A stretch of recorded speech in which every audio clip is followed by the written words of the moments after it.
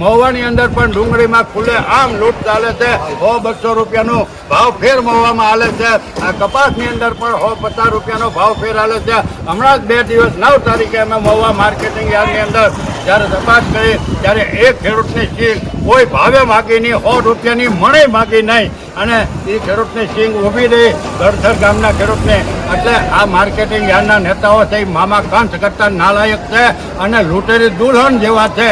જેમ લૂંટેરી દુલ્હન વાટો ગોટો વાળીને બધું લઈને વહી જાય એમ આ ખેડૂતોને ક્ષેત્રે છે. અને માથે મોટા ટ્રેડિંગના બોર્ડ લગાડ્યા, જય મોગલને, જય ખોડિયારને, જય ગૌતમને, જય ભવાની, જય હનુમાન. આ તમને આ ભગવાનના નામ લગાડી અને દુકાનો ચલાવો છો.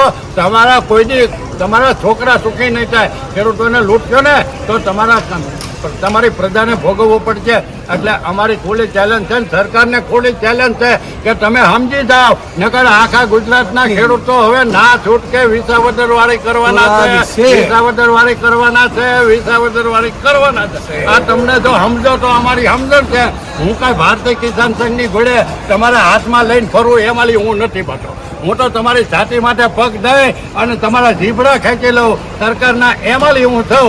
એટલે તમને સમજણ છે, તો માને તો સમજણ છે, નકર પછી ઘર ભેગું થવાની તૈયારી તમે રાખી લેજો.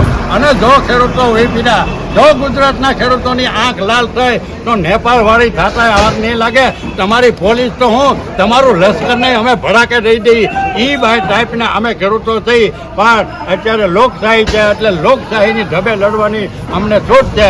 અને સવિનય કાયદાનો ભંગ કર્યો છે, એક ફરી મેદાનમાં આવ્યા ને તો નેપાળવાળી થતા જરાય વાર નહીં લાગે. એટલે સરકાર એટલે આ કપાસ છે તમે મિનિમમ ભાવ અમને આપેલો છે 1416 રૂપિયા. સરકારે અમને મિનિમમ ભાવ એટલે ઓછામાં ઓછો ભાવ આપેલો છે.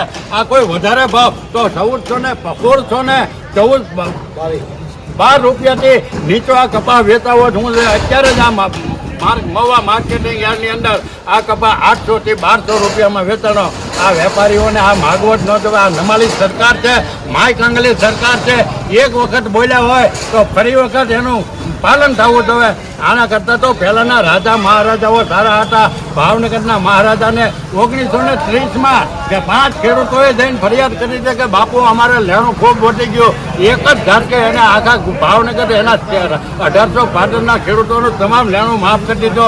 અને આ ખડડીની સરકાર બેઠીને આ ખેડૂતોના મતથી બેઠી અને તમે અમારું એક ફજિયું માફ નથી કરતા.